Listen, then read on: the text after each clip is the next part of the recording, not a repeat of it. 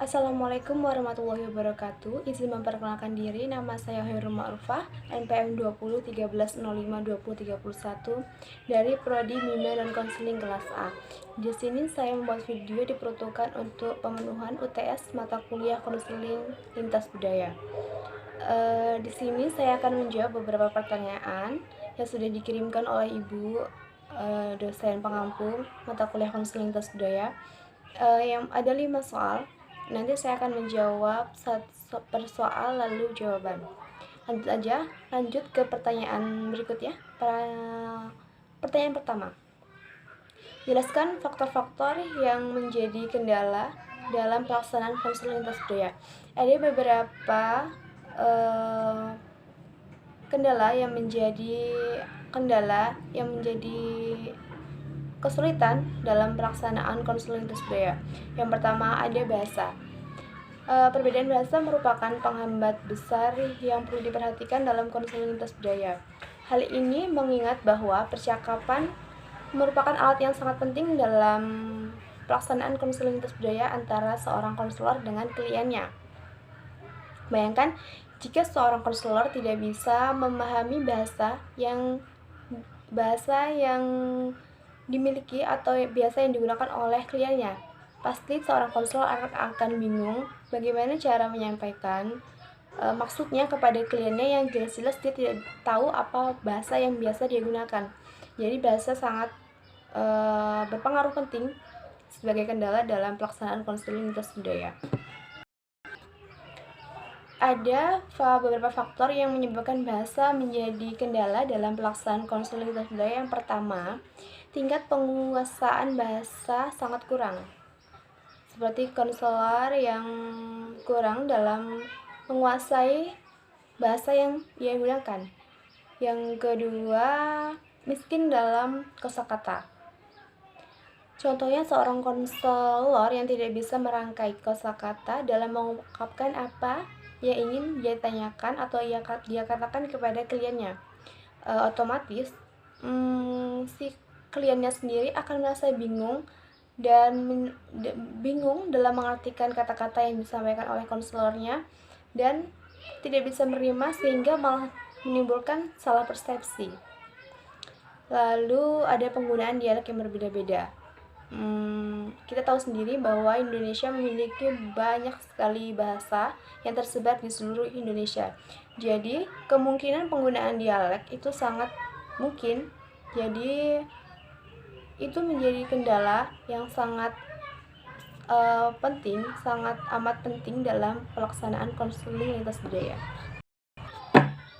Lalu selain dari bahasa, ada perbedaan kelas sosial. Pada kelas sosial yang tinggi, cenderung orang berbicara dengan bahasa yang sekelasnya. Sehingga akan menimbulkan sulit pengertian dari ke kalangan yang atas ke kalangan yang bawah, sehingga orang akan sulit mengerti dan cenderung lebih dominan ke status yang atas gitu. Yang ketiga, yang selanjutnya yaitu usia. Usia juga bisa menjadi penghambat dalam pelaksanaan konseling lintas budaya. Contohnya seorang konselor yang mendapatkan klien yang usianya jauh di bawah dia. Berarti konselor itu harus menyesuaikan umur si kliennya. Jadi bahasa pergaulan apa biasa yang dia gunakan. Jadi konselor harus menyesuaikan antara usia si kliennya itu. Jadi tidak akan menimbulkan kesulitan, tapi di sini usia mengambil peran penting dalam kesulitan pelaksanaan konseling lintas budaya. Lalu selanjutnya ada latar pendidikan keluarga. Contohnya konseling yang memiliki orang tua berlatar pendidikan tinggi akan dianggap berasal dari keluarga kelas atas. Begitupun sebaliknya. Selanjutnya ada perbedaan gender. Perbedaan jenis kelamin antara konselor dengan klien juga bisa menghambat proses konseling terhadap kelangsungan pelaksanaan konseling lintas budaya itu sendiri. Apalagi di antara mereka dihinggapi persepsi yang berbeda. Misalnya konselor laki-laki mempunyai persepsi terhadap klien perempuan yang mudah terpengaruh dan mudah emosi, sehingga si konselornya menjadi sangat hati-hati dan sangat mempertimbangkan apa yang akan ia katakan dan tanyakan kepada kliennya, mengingat watak seorang perempuan itu sedikit emosian, labil, dan cenderung lebih suka marah-marah. Selanjutnya, usia. Proses konseling tidak hanya untuk anak-anak usia remaja. Perkembangan selanjutnya, konseling melayani segala usia, dari mulai anak-anak sampai masa tua. Masing-masing perkembangan usia mempunyai karakteristik yang berbeda yang harus dipahami terutama oleh konselor. Setiap periode usia, individu memiliki tugas perkembangan dan kebutuhan-kebutuhan umum untuk melaksanakan tugas perkembangan dan memenuhi berbagai kebutuhannya. Tingkat usia juga mempengaruhi, seperti perbedaan umur tadi, yang menjadi kendala atau penghambat dalam pelaksanaan konseling lintas budaya. Selanjutnya ada lagi, yaitu keadaan orang-orang cacat. Misalnya ditemukan seorang konselor yang memiliki klien yang memiliki kekurangan, baik itu fisik ataupun mental.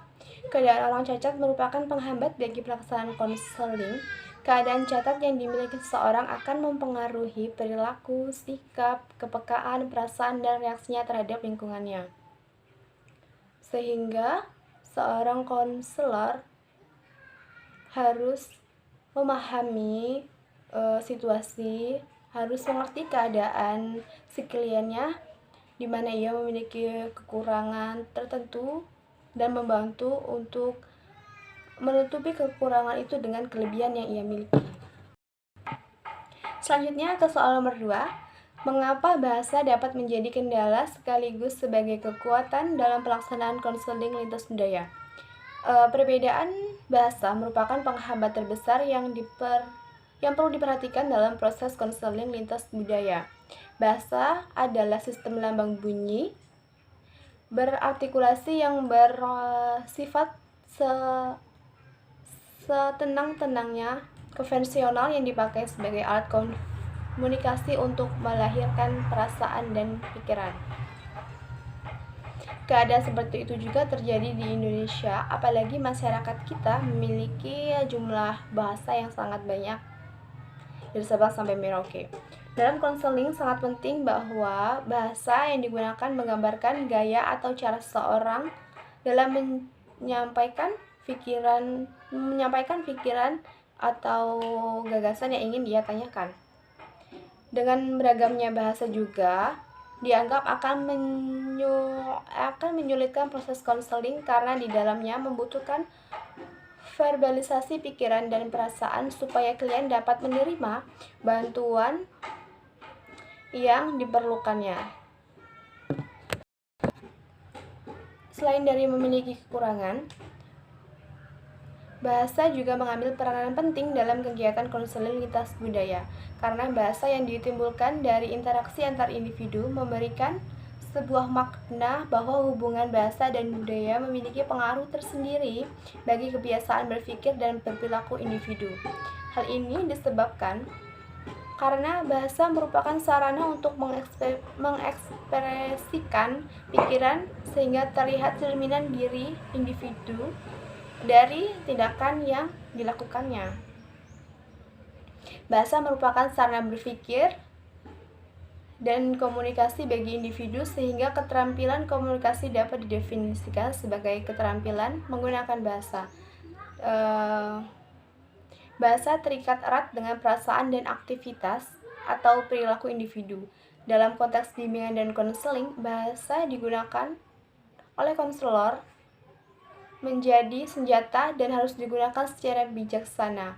Bahasa tersebut harus kohesif, koheren, akurat, dan bermakna dalam proses layanan bimbingan dan konseling agar terjadi komunikasi yang efektif antara konselor dengan konseli. Arah riset yang akan dilakukan lebih menekankan pada topik tentang penggunaan bahasa oleh konselor dan respon bahasa dari konseli sebagai upaya mengkaji dengan situasi yang sedang ia alami. Jadi sebagai seorang konselor harus pintar-pintar dalam menggunakan bahasa. Di sisi lain, bahasa bisa memberikan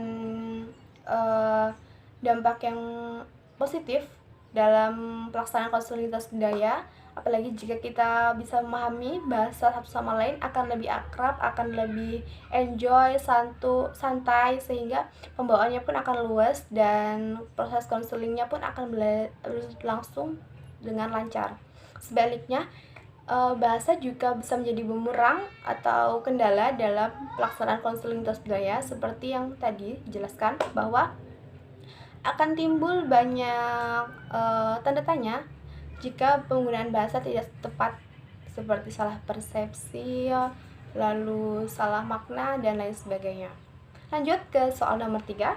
Jelaskan prinsip-prinsip yang harus diperhatikan dalam pelaksanaan konseling lintas budaya. Dalam konseling lintas budaya, prinsip-prinsip yang digunakan bersumber dari kajian filosofis, teoritis, hasil penelitian dan kajian pengamalan dalam praktek bimbingan dan konseling yang berwawasan budaya. Prinsip-prinsip konseling lintas budaya banyak yang bersifat hipotesis berupa pemikiran seseorang dan masih terus berkembang sampai saat ini. Tokoh diantaranya Dragum 1996 mencatat sejumlah kesepakatan dari para praktis peneliti dan ahli-ahli teori tentang prinsip-prinsip konseling lintas budaya, yaitu yang pertama, teknik atau aktivitas para konselor semakin berubah, yaitu menyesuaikan atau menerapkan dalam lingkungan budaya yang berbeda. Hal ini bukan berarti konseling secara otomatis mengikuti budaya kalian apa adanya, tapi tetap menggunakan aturan yang ada. Yang kedua, permasalahan dalam proses konseling akan cenderung meningkat jika antara klien dan konselor terdapat perbedaan kebudayaan yang semakin melebar. Yang ketiga, permasalahan atau problem, pola-pola perilaku bermasalah akan berbeda-beda dalam berbagai budaya, tentu saja. Yang keempat, norma, harapan, perilaku, stres juga memiliki keragaman antara kebudayaan. Klien-klien dari berbagai budaya memiliki cara yang berbeda dalam penyesuaian diri. Lalu, selanjutnya, konsep-konsep konseling dan pola-pola membantu berkaitan dengan suatu kebudayaan. Lalu,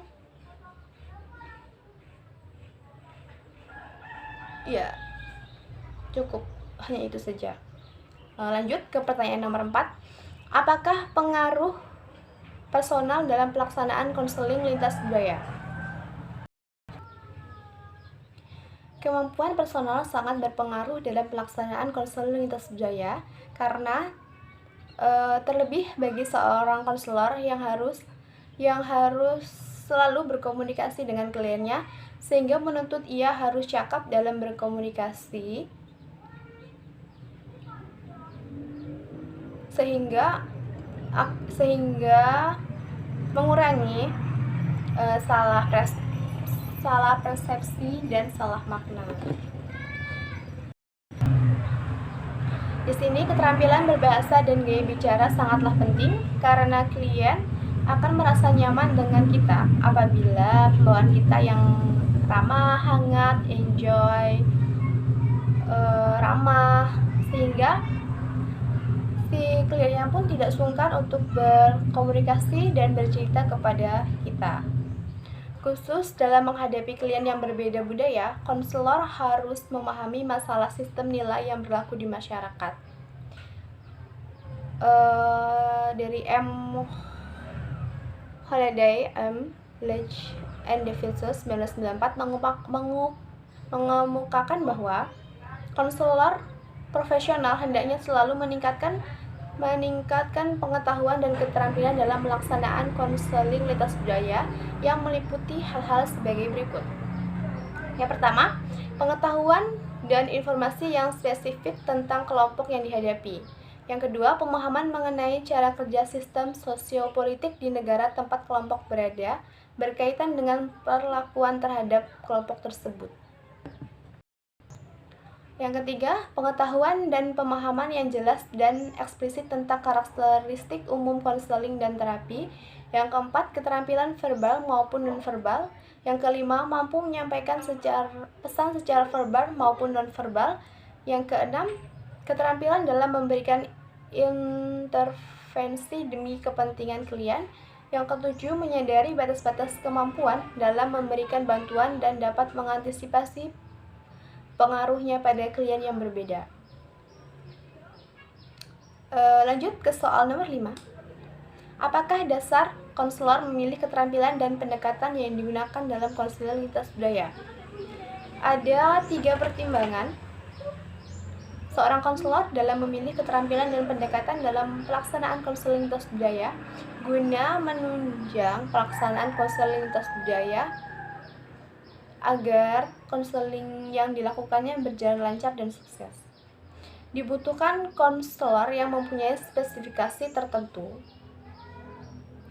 sehingga ia bisa menetapkan dasar apa yang akan ia gunakan dalam pelaksanaan konseling lintas budaya. Yang pertama, dasarnya adalah kesadaran. Konselor yang menangani konseling lintas budaya harus benar-benar mengetahui adanya perbedaan yang mendasar antara konselor dengan klien yang akan dibantunya. Selain itu, konselor harus menyadari benar akan timbulnya konflik jika konselor memberikan layanan konseling kepada klien yang berbeda latar belakang sosial budayanya. Hal ini menimbulkan konsekuensi bahwa konselor lintas budaya harus mengerti dan memahami budaya di Indonesia, terutama nilai-nilai budaya yang dimilikinya. Sebab bukan tidak mungkin macetnya proses konseling hanya karena konselor tidak mengetahui dengan pasti nilai-nilai apa yang dianutnya. Dengan demikian, kesadaran akan nilai-nilai yang dimiliki oleh konselor dan nilai-nilai yang dimiliki oleh klien akan dapat dijadikan landasan untuk melaksanakan proses konseling lintas budaya. Yang kedua, pengetahuan. Konselor lintas budaya sebaiknya terus mengembangkan pengetahuannya mengenai budaya yang ada di Indonesia. Pengetahuan yang perlu dimiliki oleh konselor lintas budaya adalah sisi sosiopolitik dan sosiobudaya dari kelompok etnis tertentu. Semakin banyak latar belakang etnis yang dipelajari oleh seorang konselor, maka semakin beragam pula masalah klien yang akan dapat ditanganinya. Pengetahuan konselor terhadap nilai-nilai budaya yang ada di masyarakat tidak saja melalui membaca buku atau hasil penelitian saja, tetapi dapat pula dilakukan dengan cara melakukan penelitian itu secara langsung, dilakukan dengan cara melakukan penelitian itu sendiri. Hal ini akan semakin mempermudah konselor untuk menambah pengetahuan mengenai suatu budaya tertentu, sehingga mempermudah ia dalam proses konseling lintas budayanya nanti. Yang ketiga, keterampilan. Konselor lintas budaya harus selalu mengembangkan keterampilan untuk berhubungan dengan individu yang berasal dari latar belakang etnis yang berbeda. Dengan banyaknya berlatih untuk hubungan dengan masyarakat luas, maka konselor akan mendapatkan keterampilan perilaku yang sesuai dengan kebutuhan. Misalnya, konselor banyak berhubungan dengan orang Jawa, maka konselor akan belajar bagaimana berperilaku sebagai orang Jawa. Jika konselor sering berhubungan dengan orang Minangkabau, maka konselor akan belajar bagaimana orang Minangkabau berperilaku. Sehingga keterampilan itu bisa ia terapkan dalam pelaksanaan konseling lintas budaya dengan klien yang berbudaya Jawa atau berbudaya Minangkabau yang sesuai dengan yang tadi sebelumnya ia pelajari. Jadi, dasar dalam Dasar konselor memilih keterampilan dan pendekatan yang digunakan adalah yang pertama tadi ada kesadaran, yang kedua ada pengetahuan, dan yang ketiga ada keterampilan. Selesai 5 soal. Kita akan mereview lagi soal beserta jawabannya ya. Mulai dari pertanyaan tadi yang nomor 1. Jelaskan faktor-faktor yang menjadi kendala dalam pelaksanaan konseling lintas budaya. Tadi yang pertama ada bahasa yang sangat penting dan krusial dalam pelaksanaan konseling lintas budaya karena merupakan penghambat yang perlu diperhatikan dalam pelaksanaannya. Yang kedua tadi ada perbedaan kelas sosial. Lalu yang ketiga tadi ada usia. Yang keempat tadi ada latar pendidikan keluarga. Lalu ada perbedaan gender antara jenis kelamin laki-laki dan perempuan. Lalu ada perbedaan usia antara konselor dan kliennya. Dan yang terakhir ada keadaan orang-orang cacat atau klien-klien yang memiliki kebutuhan khusus, baik itu fisik maupun mentalnya. Lalu soal yang kedua, mengapa bahasa dapat menjadi kendala sekaligus sebagai kekuatan dalam pelaksanaan konseling lintas budaya? Mengapa demikian bahasa dikatakan sebagai kendala dalam pelaksanaan konseling lintas budaya? Karena dengan beragamnya bahasa dianggap akan menyulitkan proses konseling karena di dalamnya membutuhkan verbalisasi pikiran dan perasaan supaya klien dapat menerima bantuan yang diperlukan. Selain itu, bahasa juga mengambil peranan penting dalam kegiatan konseling lintas budaya karena bahasa sebagai penghubung antara konselor dengan kliennya.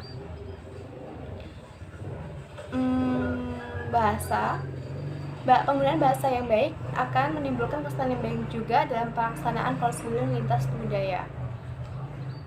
Karena bahasa digunakan sebagai sarana untuk mengekspresikan diri, sehingga ekspresi itu akan muncul melalui tindakan yang akan kita lakukan sebagai respon dari pikiran kita itu sendiri. Lalu yang ketiga tadi ada jelaskan prinsip-prinsip yang harus diperhatikan dalam pelaksanaan konseling lintas budaya.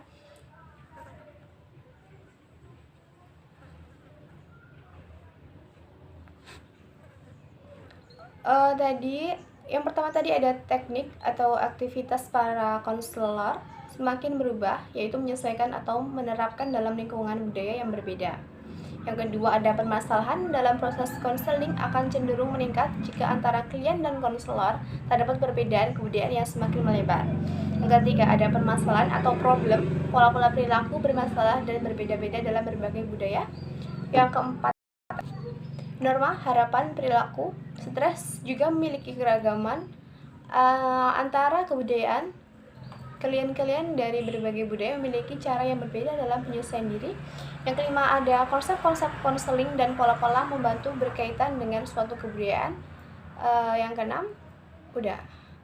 Yang keenam tidak ada. Lanjut ke pertanyaan nomor 4. Apakah pengaruh personal dalam pelaksanaan konseling lintas budaya? Kita tahu ya bahwa dalam pelaksanaan konseling lintas budaya komunikasi sangat penting. Terlebih setiap pelaksanaan konseling lintas budaya pasti kita akan melakukan komunikasi antara konselor dengan klien. Dan komunikasi itu masuk kepada kemampuan personal. Berhasilnya proses konseling lintas budaya dapat dilihat dari lancarnya proses komunikasi antara seorang konselor dengan kliennya. Apalagi kliennya yang memiliki perbedaan budaya. Khusus dalam menghadapi klien yang berbeda budaya, konselor harus memahami masalah sistem nilai yang berlaku di masyarakatnya. Jadi, keterampilan personal dalam berkomunikasi sangat penting untuk dipelajari seorang konselor guna terwujudnya kelancaran berkomunikasi dalam pelaksanaan konseling lintas budaya. Lalu ada mampu menyampaikan pesan secara verbal maupun non-verbal. Maksudnya kita bisa menyampaikan maksud tujuan kita pada kalian, baik itu secara verbal melalui omongan ataupun melalui tindakan, yaitu non-verbal. Jadi keterampilan memilih antara penyampaian pesan secara verbal maupun non-verbal harus dikuasai oleh seorang konselor dalam pelaksanaan konseling lintas budaya. Lalu menyadari batas-batas kemampuan dalam memberikan bantuan dan dapat mengantisipasi pengaruhnya bagi klien yang berbeda. Seorang konselor harus memilih, lalu menyadari batasan-batasan apa yang harus ia jaga dalam pelaksanaan konseling lintas budaya. Jangan sampai menyinggung, jangan sampai membuat klien itu menjadi malah lebih takut, lebih minder. Jadi kita harus memilih, harus menjaga batasan dalam pelaksanaan konseling lintas budaya itu, sehingga membuat klien menjadi nyaman dan enjoy dalam pelaksanaan konseling lintas budaya, sehingga kedepannya akan jauh lebih baik lagi. Lalu yang kelima, apakah dasar seorang konselor memilih keterampilan dan pendekatan yang digunakan dalam konseling lintas budaya? Ada 3 pertimbangan seorang konselor dalam memilih keterampilan dan pendekatan dalam pelaksanaan konseling lintas budaya guna menunjang pelaksanaan konseling lintas budaya dapat berjalan dengan lancar. Dibutuhkan konselor yang mempunyai spesifikasi tertentu.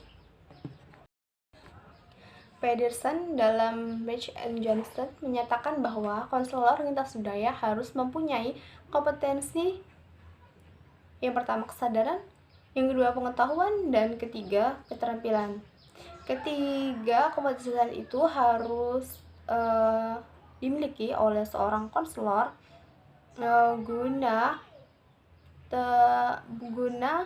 lancarnya proses konseling lintas budaya itu terjadi. Kesadaran,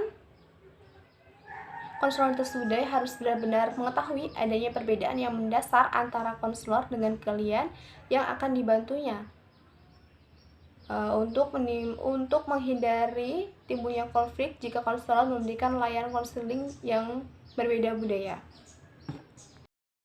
Yang kedua, pengetahuan. Konselor lintas budaya sebaiknya terus mengembangkan pengetahuannya mengenai budaya yang ada di Indonesia. Semakin banyak budaya yang dikuasai oleh seorang konselor, maka ia akan lebih paham, lebih tahu secara detail budaya yang ada di Indonesia dan cara memperlakukan seseorang kliennya yang memiliki budaya yang berbeda, sehingga saat proses konseling berlangsung, konselornya sudah paham seperti apa budaya dari suku Jawa, budaya dari suku Minang, Batak, dan sebagainya. Jadi seorang konselor diharuskan mempelajari atau mengembangkan pengetahuannya mengenai kebudayaan yang ada di Indonesia terutama. Lalu keterampilan. Konselor lintas budaya harus selalu mengembangkan keterampilan untuk berhubungan dengan individu yang berasal dari latar belakang etnis yang berbeda. Keterampilan itu harus selalu diasah, harus selalu dikembangkan oleh seorang konselor dalam pelaksanaan konseling lintas budaya.